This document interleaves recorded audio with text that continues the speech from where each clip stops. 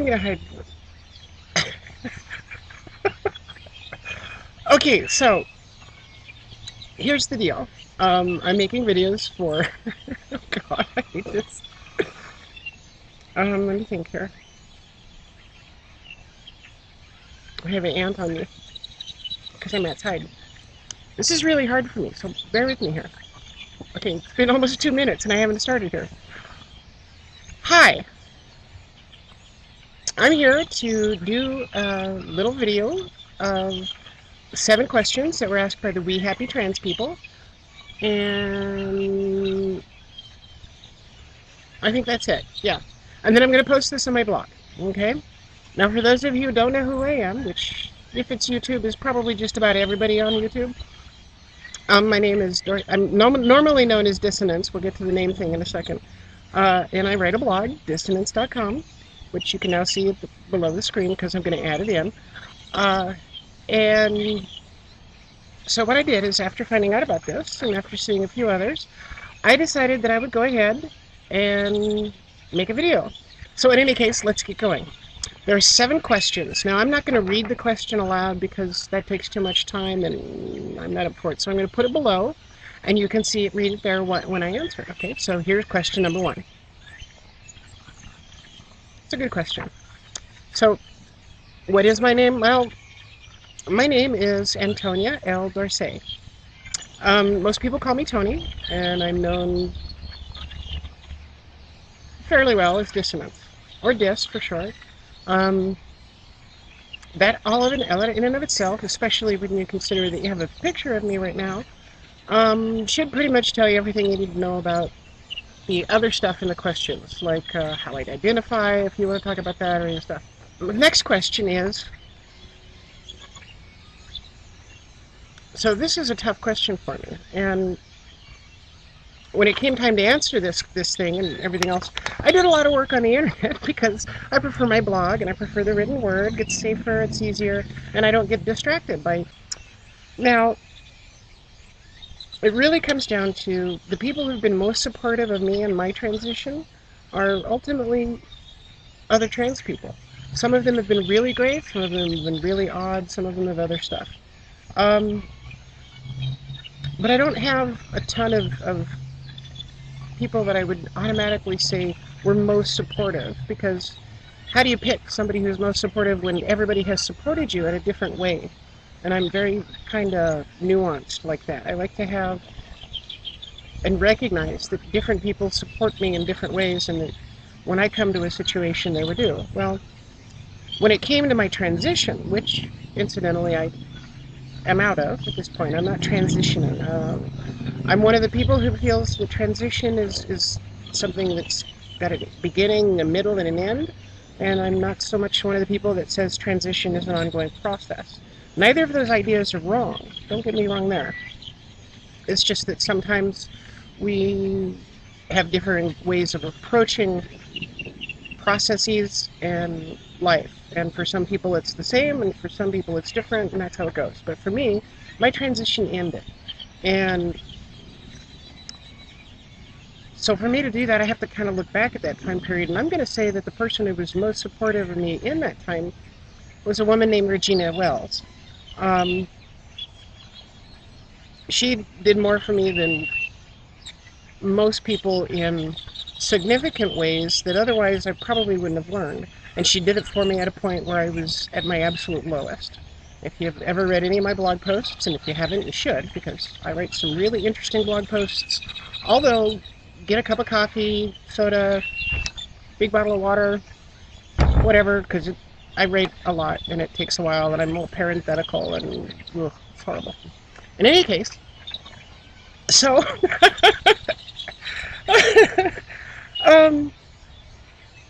that's my basic answer to the question of who's most supportive, of who has been most supportive in my transition.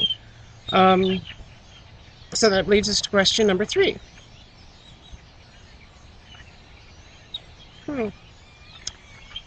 What do I enjoy most about my life since transition? Beginning transition. Okay. I get to be me. More than anything else. That's the key factor to me, is I get to be who I am. I spent a lot of time in my life not being who I was. And so for me, the thing that I enjoy most is being who I am. I learned a lot about myself because I didn't always understand this thing that was going on with me. And I wanted to understand, maybe it was caused by this or what that was or whatever. So I spent a lot of years figuring that out. And I ultimately ended up learning a lot about myself. And I know myself fairly well. But what's really cool about this is that I've learned a whole bunch of new things about myself. And I've been able to embrace more of the things that are me than I would have otherwise. So for me, the things that I couldn't do before, that I love to do now, the single most important thing, without any question whatsoever, is I get to be me in the story. I mean, that is it. Now, as for other things I get to do that I couldn't do before, that's kind of a big challenge. A lot of people don't always realize that I'm the sort of person who's never been limited so much by gender roles. I think that I need to really figure out that one a little more in depth than I have been, because I'm not sure. I can't think of things that I couldn't do before that I can do now. There were things that I wouldn't do before that I do now, but not so much that I couldn't do before. But then again, I'm into all that semantic, hardcore meaning, nasty stuff. It's a blogger problem. Anyways, question number 4. Okay, who are my trans role models? Question number 4. Oh, this is a loaded question for me, isn't it? Let's see now. The best I can do is a no particular order kind of thing, and inevitably I will leave someone off. Also, it's me, so I can have the strange ability to respect people who have different viewpoints, even though that might not seem immediately possible, given my reputation. So with that, these are people that I admire and that I've looked up to, people that inspire me.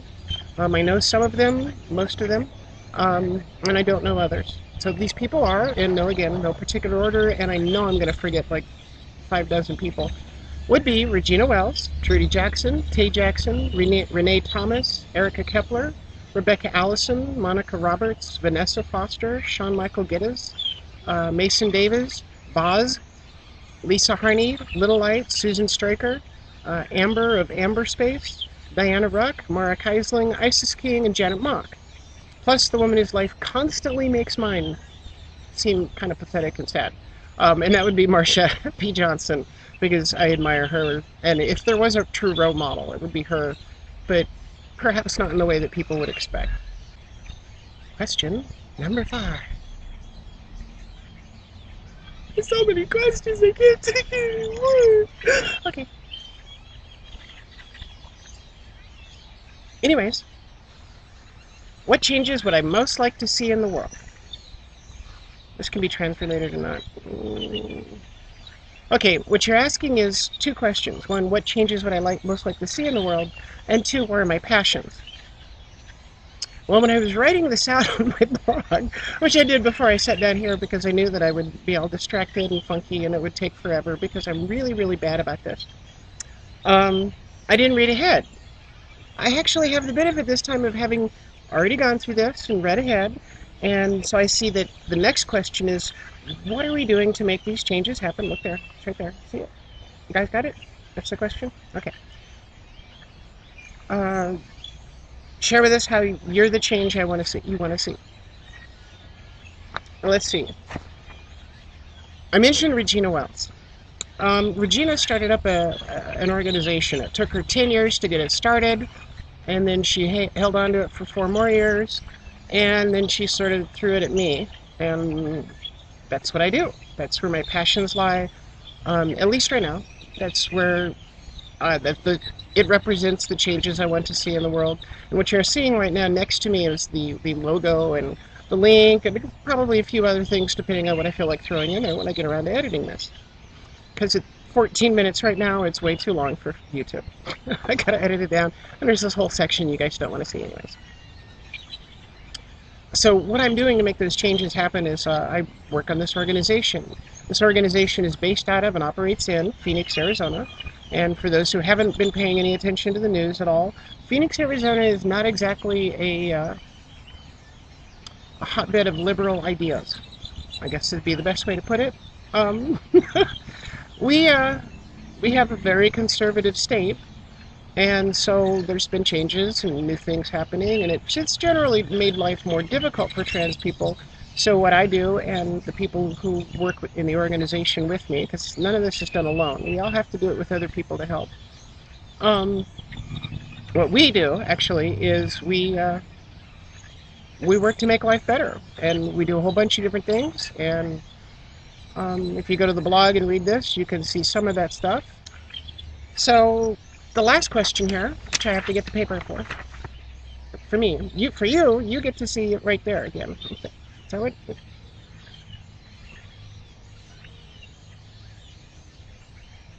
Okay. Anything special and unique about me?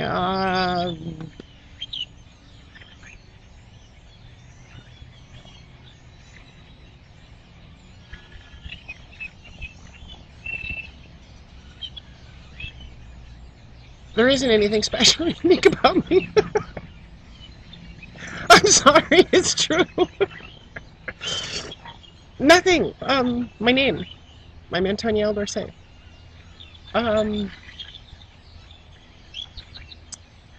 There just isn't. I'm pretty much just your average run-of-the-mill boring person. That's who I am.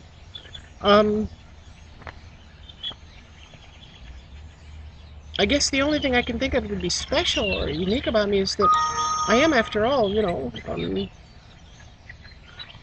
Empress of the known universe. But that's not really special and certainly not important. And besides, it's all based on my galactic ego. Yeah, it's huge. I have the most enormous ego you can possibly imagine. It's so big that I have to use another galaxy to hold it. It's that big. It's just enormous. At one point, it was threatening to shift the alignment of the planets in our solar system, and then it just got big, and it passed beyond that. So, yeah. I'm not sure that's a good, unique, and special thing about me. But there's your 7 questions. I just want to mention that I do support the We Happy Trans team, and I hope that this particular project of theirs has an enormous amount of success, despite the fact that I'm participating in it. So, y'all have a good day now, okay? Bye.